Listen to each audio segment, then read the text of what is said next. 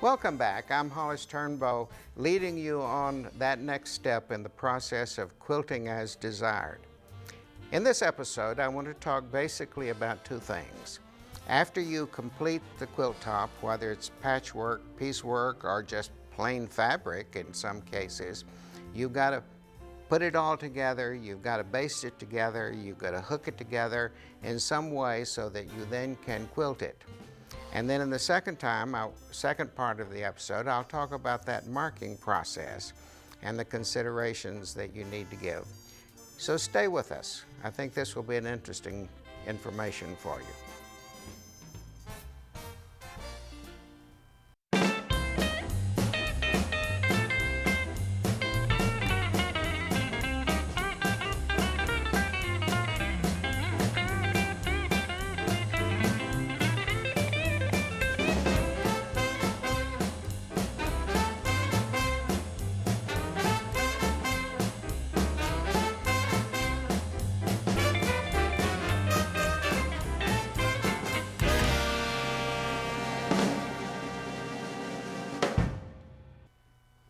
Welcome back. I'm Hollis Turnbow, bringing you and taking you on that next step in the quilting process toward the final goal of quilt as desired. In this episode, I want to talk about two things. First is putting those sandwiches together, the three parts of the quilt, three parts that make the quilt, I should say, which includes consideration about batting, the way that you're going to baste it together, in preparation either for hand quilting or machine quilting. And then in the second, I want to talk about that last process, and that's marking your quilt. We've talked about quilting designs, how you select them, but now we've got to put the pencil down to the quilt and start actually putting the design there. On your table here, I have actually two examples. I'd like to be able to move around and flop these things around, but the camera won't let me do that. So I want you to hook in your imagination, turn your imagination on, and walk through with me this process. One consideration you need to make is what kind of batting are you going to use in the quilt? And that depends a lot on how you're going to quilt it. Are you going to hand quilt it, or are you going to machine quilt it? Are you going to machine quilt it yourself, or are you going to send it out for someone to machine quilt? So that's the first consideration. If you're going to hand quilt, then you need something that is light and soft and pliable so that you can needle through easily. If you're going to a shop to buy batting, and you'll see it on the roll, take a needle along with you and stitch through so that you see how well it does needle, because some are very difficult to hand quilt while others are more easy. On the red quilt, which I showed you earlier, oriental fabrics, rather elegant looking, and I felt that the only thing this particular needed was some of the new bamboo batting that we find on the market today.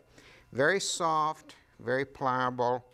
I think it will give a very elegant look, and I'm told, although I haven't tried this yet, that it's very easy to both hand quilt and machine quilt.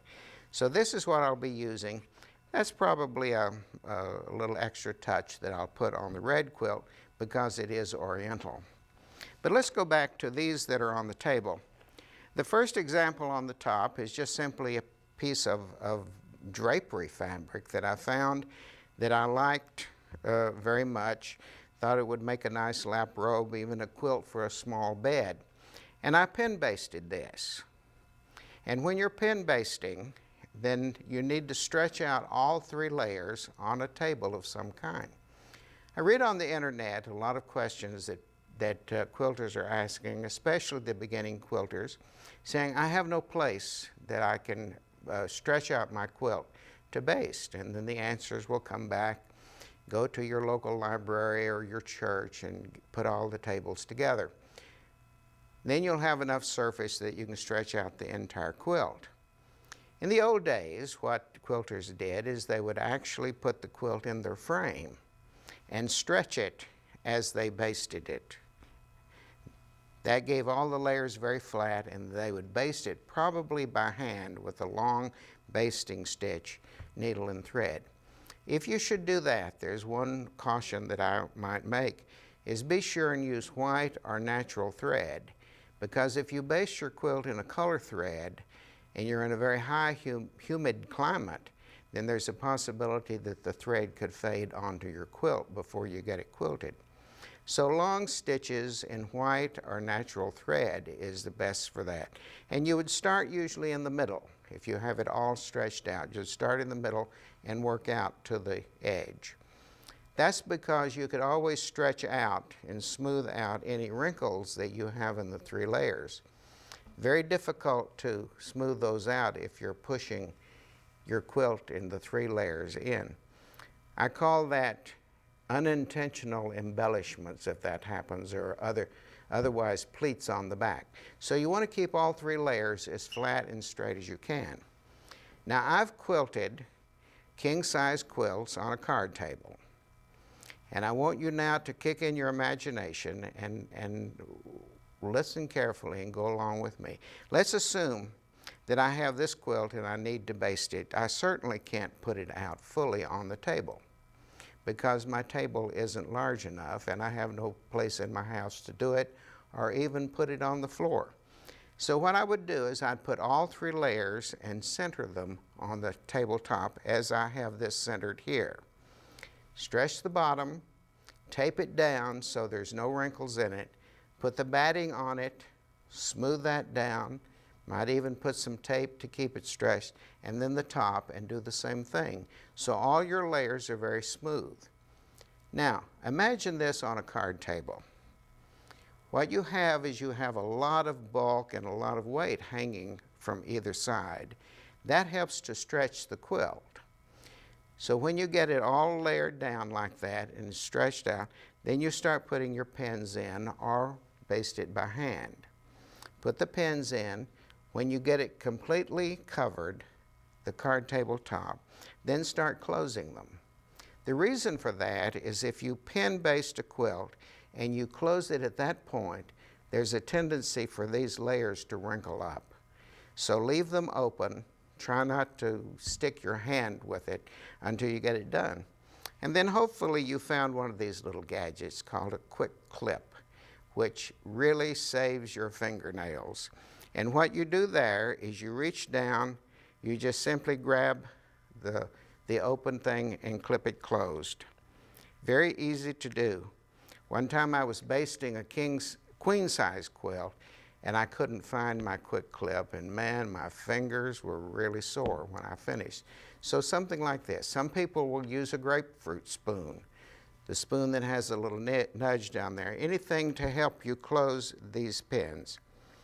Then when you get the surface, or the amount that's on the surface of your card table, just go down to the edge, grab it like this, just grab it, and pull it to the next unpinned section.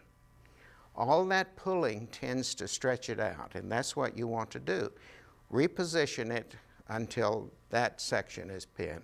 Then come to the side and do the same thing, this side, and then back this way. The camera won't let me do that here, but use your imagination. That pulling operation tends to keep all the layers stretched, so you truly can baste a queen or king size quilt on a card table. It takes just a little bit of work to do it. Another method of basting, which is becoming very popular, is spray basting. And I have underneath here another quilt. It's one of my Civil War quilts that I want now to spray baste and show you what the process is. I have already gone through on this and straightened out all 3 of the layers so that everything is nice and smooth in there. So it's nice and smooth. Then I will pull this up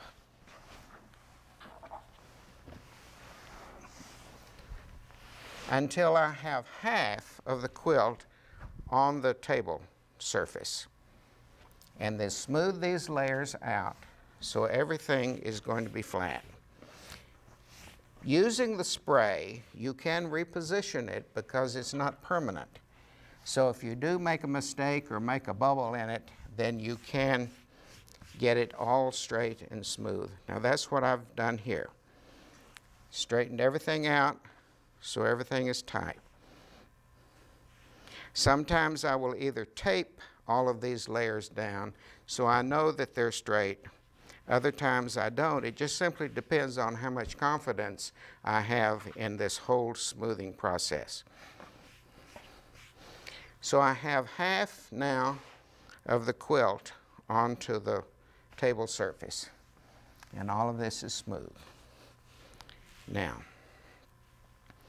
what I will do is take the first layer, pull it up to the top. It sure helps if you have a friend who can come in and help you do this, but I don't have a friend today. So, and I have done this myself at home, so it's something that I'm familiar with doing. So I stretched all of those up. Make sure that all of this is very smooth, and would be tighter if this table surface would hold masking tape, which it doesn't.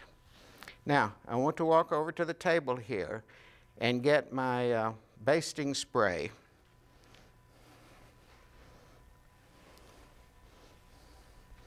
There are several brands on the market, and it becomes a personal preference to quilters.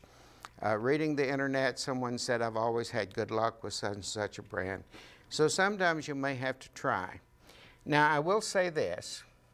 It is certainly better if you're in a well-ventilated place using this, because it does have an accelerant inside it and does get a little bit toxic smelling for you. So if you have a well-ventilated place, they work fine. Sometimes I put a small fan nearby, and that helps to dissipate that. But I don't have that here, but do that caution. Read the label. Read what it says and follow those directions. Okay, I have the backing. I have my backing down flat. So I take the spray, really shake it. There's always instructions about shaking it, you know, shake it to the music, put music on. And then go down and give it a very even spray. And you will learn exactly how much you need to do to give the kind of adhesion that you need here. Then once you have completely covered, then reach over and pull your batting down. Smooth it out, and you can feel it sticking there. Keep working it. If you have a bobble in it, then you can pull it apart. See how easily it comes apart? So keep working this until you have no wrinkles in your batting at all. Okay? The question has always been asked, how long does this last if you can't get to the quilting immediately? And it lasts a long time. In fact, the pink quilt on the other table there, I basted it well over a year ago, and it's still very well attached. So this is all nice and smooth. I don't feel any wrinkles down into the bottom. Here's a little bit of a wrinkle right here. Okay, go back. Now, after you finish that, then the next thing is to spray the top of the batting. And I will do the same thing.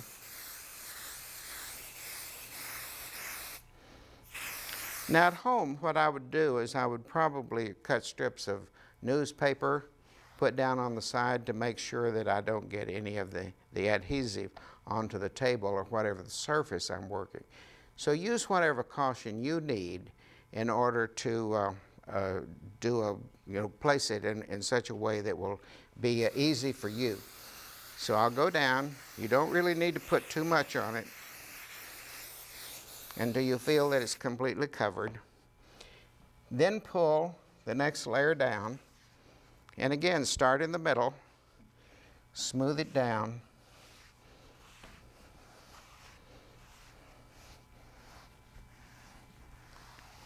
Until it's very smooth, lay it out. All of this is straight, because this is really going to get a lot of of topsy-turvy work when it goes into the sewing machine, because this will be machine quilted. Okay. Now, I have the first half spray basted, and then the next thing is I would pull this so that the center comes to the table and do the same thing on the other side. Very easy, very convenient. Unless you're allergic to the spray, it's a fast, easy method of doing it. You've avoided the pins, and you can see the pink quilt here on the other table. That was a year more ago. I do find that sometimes you'll find a bit of wrinkles in the back, and all you need to do is to take that to an iron and iron it out, and that then takes all those wrinkles out, and the rest of them will come out in the quilting. So that's a very brief introduction to basting, because you've got to hook those layers together. One other thing I want to mention is there's always a question about your backing. With the price of fabric going up, we do everything now that we can to save money on that.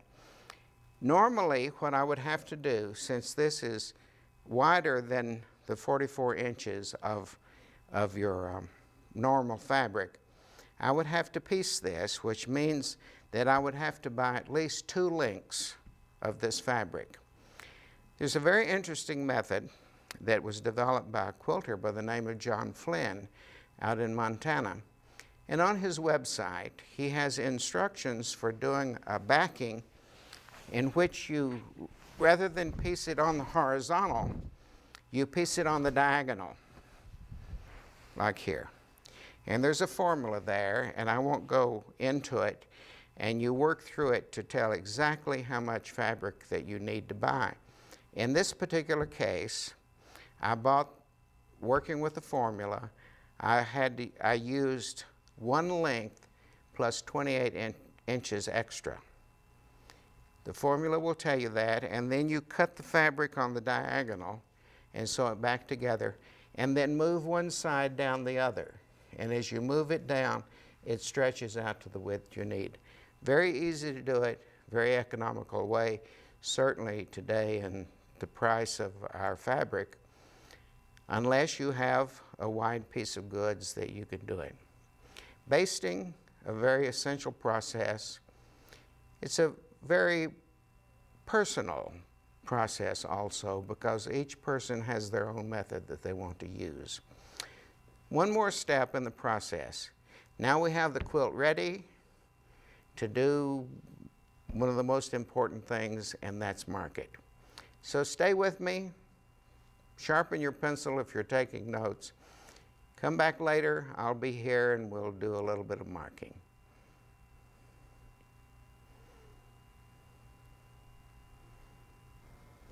Welcome back to Quilt as Desired. In this particular time, I want to talk about the marking process, and there are several equipment or tools or whatever that enable you to do that. The old-timers just marked with a number 2 pencil, and in the antique quilts, vintage quilts, especially the tops, you can still see the marks. Because the problem in using a number 2 pencil or a regular writing pencil is that it has wax in it, and wax will not wash out in time. So you need to find a marking pencil that has no wax in it and is easy to erase or mark out. I wish I could say this and hold something up is the perfect, absolute perfect, universal marking tool, but I don't believe there is such a thing. Because what works sometimes for me will not necessarily work for you. What I prefer is a chalk or a chalk that has some other compound in it that is washable. There's one on the market that has chalk and clay. They're called multi-pastel chalks, made by one of the large pencil manufacturers. But the thing about this, chalk and clay both are washable and erasable. So there's nothing there that's going to be permanent in your quilt. Another one that this also company manufactures, and I'm a little proud to say that I nudged them a little bit, this is one that's called Sketch and Wash, which Looks absolutely terrible, but it marks great, and again, it will erase and it will wash out. I quilted some off-white cotton sateen and marked it with this black pencil, and by the time I finished machine quilting, it was almost gone. So again, neither of these have a binder in it like wax that would make it permanent. Good one that's been around for a number of years is what is called a water erasable fabric marking pen. There are two types, and you want to be sure to get the water erasable and not the one that says air erasable, because unless you're a very fast quilter, it's going to disappear before you finish. So it's the water erasable. And I do recommend that when you use these water erasable that you indeed wash it out and not just try to spritz it out, as some would suggest, because if you spritz it, some of that ink is going to go into your quilt batting and it might migrate out later on. A pencil that's become very popular, I've found great success with it, especially with dark fabrics, is the new ceramic lead pens. They're available from 2 or 3 manufacturers. Very good. It's a small lead, but it's very strong. And it marks well on your dark fabrics, as you see here, and then it erases and will wash out later. And I'm using that in the Rainbow Dahlia on the black batik. So this has turned out to be very good. They also manufacture a washable graphite lead that will go into these pens. So again, test whatever you're using first to make sure that it's going to work well on your fabric. Because remember, fabric unwashed has chemical in it, and that chemical may prevent these marks from coming out. There are 2 other very interesting techniques. One is a spray, marking spray, which you can do, and then the other one is a pounce. Pounce, again, has been around. A lot of the old stencils that I find in the antique shops that have holes in them, and those holes were made by a sewing machine without thread in it. Punch little holes, and then you rub some kind of substance over it that would fall through, and then you would use a pencil to mark. Pounce has been around a while. The interesting thing about this particular one is the powder that's in it is removable with a steam iron. So after you pounce your design on, then all you have to do is to spray it. And here's an example of that. I did it on this side, but rather than powder puff it, as you might say, you just need to rub it over, and that leaves your design in. And then it will erase and wash out eventually. Or, as I said, you do your steam. So that's one method. Very popular, because one decision you need to make is, are you going to mark the full quilt top before you quilt it, or are you going to mark it as you go? I prefer to mark it as you go, because then I don't have to worry about the lines coming out when I'm having it in the sewing machine, because more rubbing is going to bring the marks out. Another one is the spray. And it operates very much the same way. Again, you need to read the directions on the can here. Hold it gently up on a very flat surface. Just spray.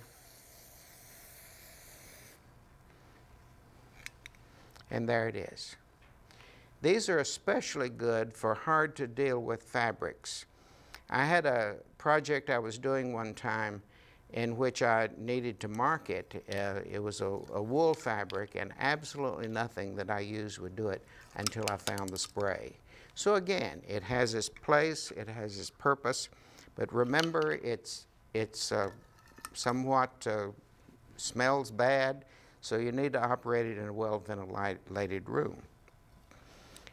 Okay, talked about these methods of marking. The pencil, let me just toss these out of the way here and get down to my famous pink quilt. I've used this quilt for all kinds of things, all kinds of projects, because it's turned out to be that. Just a very basic not a square and a square, but a string type quilt. The particular method I used is a pattern and template called tube quilting, in which you sew two strips together, sew another two, sew them in a tube, and then you cut a triangle and all that kind of stuff. I won't go into detail about that, but a very easy method to do it. So it became a very quick and easy quilt to do. What I want to do now is I want to talk a little bit about that spacing aspect. Remember, I said at one point that when you're piecing the top, you should be thinking about how you're going to quilt it. And this was my example of quilting in the ditch. All the time I was making this, I was thinking quilting in the ditch. But I pressed all the seams open, so I had no ditch to quilt in. So what do? I either take the time and I quilt a 1/4 inch all the way around, which takes a lot of time, or I do something else. So I selected this design right here because it just fits in the space. And then the next thing is, how will I then mark it? And I found out that the spray will work very well on this because you need something that's going to stay on that. This quilt is also spray basted, and you saw the demonstration earlier in the show. And as I said, this has been spray basted now for well over a year, and it's still ready. If I find that there's too much wrinkle on the back, all I have to do is to hook up the iron and put a little spray on it, and all of these wrinkles then will come out. Now, let me go back to the very beginning and talk about how the old folks quilted. Those quilts I showed earlier are done in the shell pattern, fan pattern, as you see here. The way they did that, and I've sat many a time watching my aunts mark their quilts, they quilted with a piece of chalk and a string. Would decide what size it should be, and in this case I want to mark it the size of my block here, which I believe is 10 inches. So I would start up in this corner, hold a finger down here, and just simply mark. And I can see that well enough to quilt on it now. And the way then my aunts would do it is they would eyeball the next one. And that's why they're so irregular. But this was a traditional way that quilters had, many years ago to do it. A friend of mine out in New York developed another method. He did the same concept, but he put it on a band of plastic. And the way this is done is you will put it down in the bottom here, and then with a pencil of some color, simply take and mark it like so. Same concept as the string, but a modern day version of that. And then, because this is ruled every inch or ½ inch or whatever this measurement is, very easy to mark it in the space, and then pick here and go to the next one. And then the other method we have is the stencil that I developed this year in various sizes, which again has the same concept. Put your dot down here. These marks are marked for you. So that's marking your quilt. One of the almost final actions that you make in completing your quilt on your journey to quilt as desired. Very simple. Think first, actually, how much quilting does my quilt need, and how does it need to be quilted? And then what tool do you need? Because what works for you may not work for me. And remember, always test before you put it on your final quilt top. Glad to have you. Glad you were with us. Hope you come back. We still have more to talk about on your long journey, which is shortening now to Quilt as Desired.